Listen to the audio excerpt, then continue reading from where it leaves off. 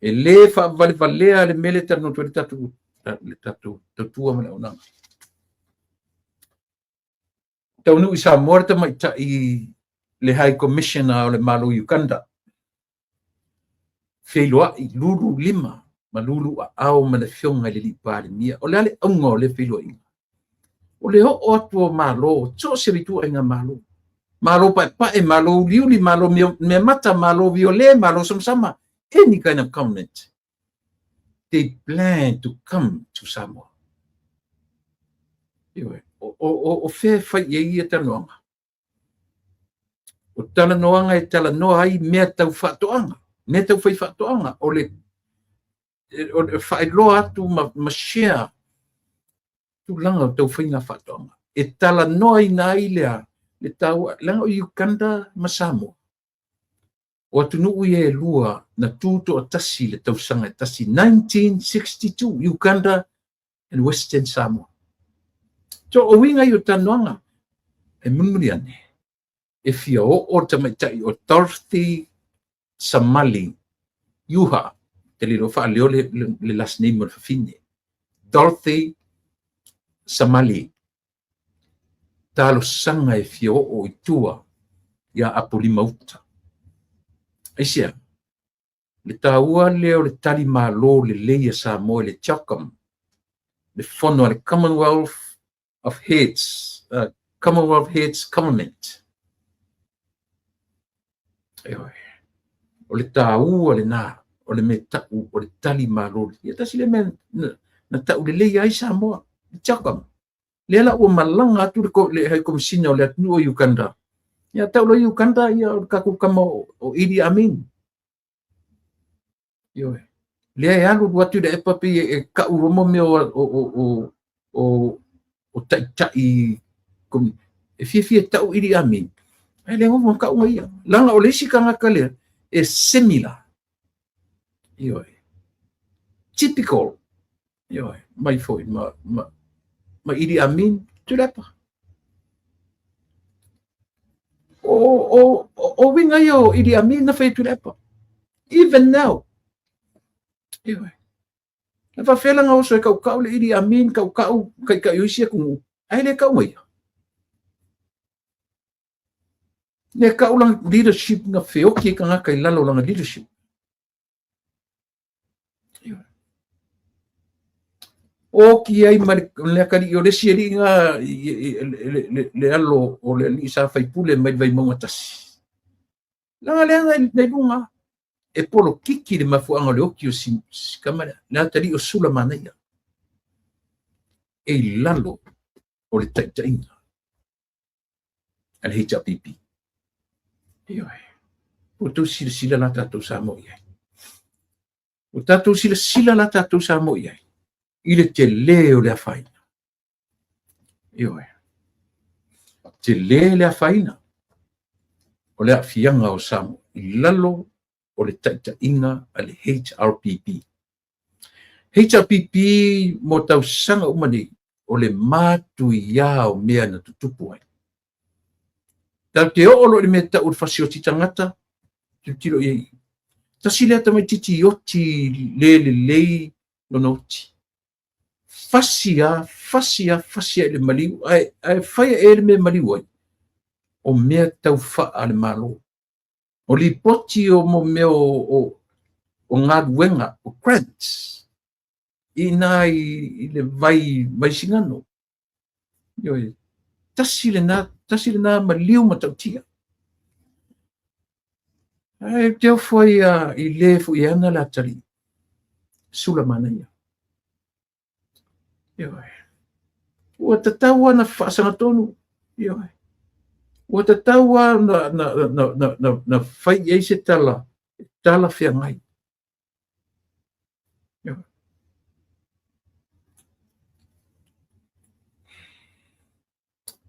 Ia.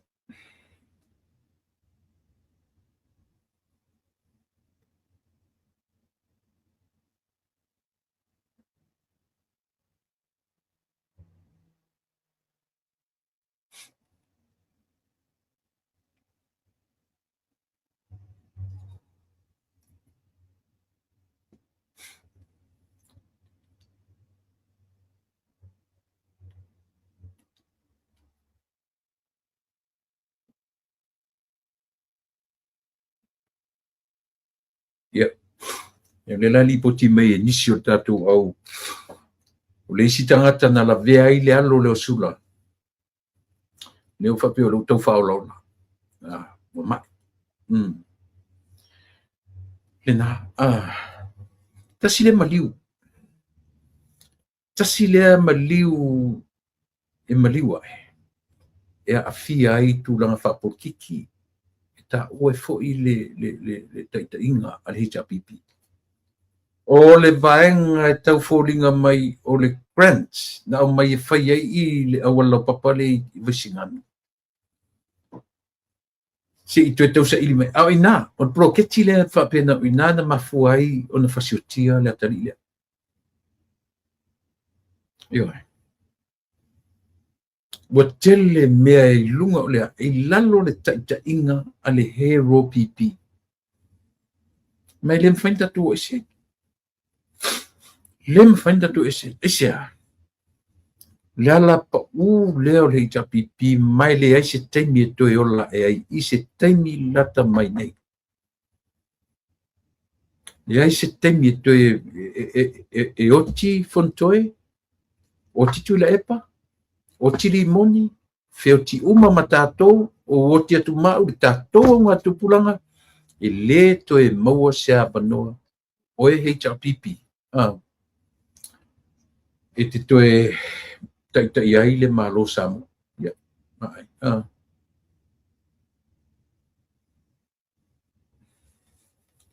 Lena. O le proketi na i vai singano.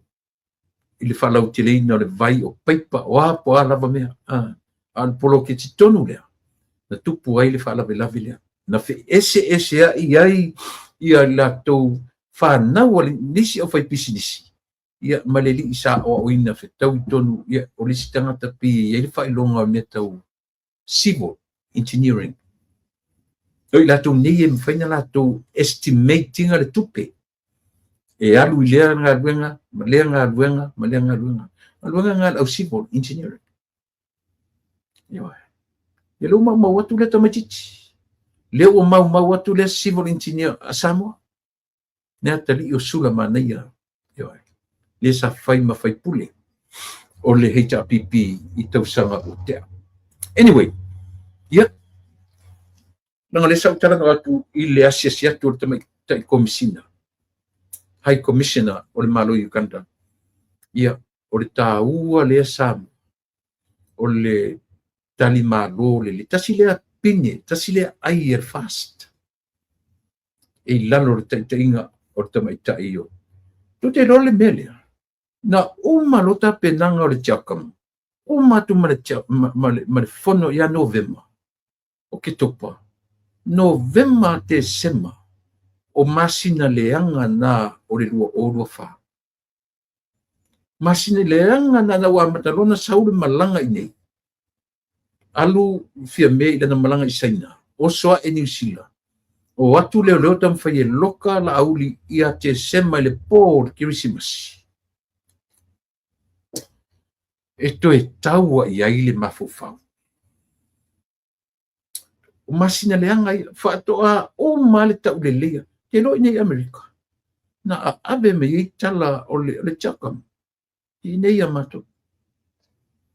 Ile wha o loa ina o le atunu o i tu malo. E le i tele se vai ngol fono na whai i sa vai. Ai o i sa vai i o matua launga ta sia ato le atunu. Ai le i o matua le mea na. Ai oso mai lo ma le mea le. O le mea. Tau pule pulenga. O lea ua wha maonia tau pule pulenga. Ea.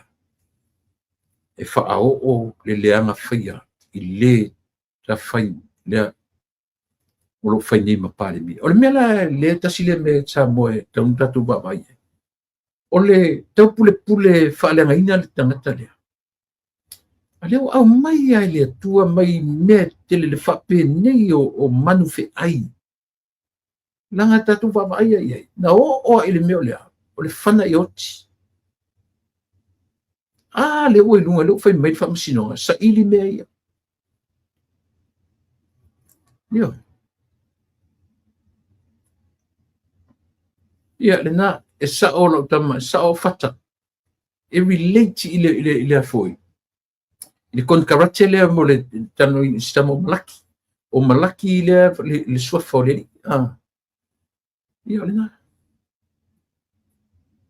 lena maliu fasia e maua e le mena lina fasi tangata tamaiti nei o fa nau o au fai business e a fu le ngā ruenga lea ia na ona tatu tara no fa pena ai fai tauina malaki lalo o ila tau na feoti lalo le fa malu o le taita inga le HRPP o to lola tatu sa mo o fa fela ia le mfain se le mele tam fetu le tatu tano ia le mfain se moni mfa maoni ia le mea le e tara no fa ile tatu tatu Samoa ia o le ua tatonu le temi ia si tatu tari tua ia le temi e o mai ai ia le tatu malo o le nei fiafi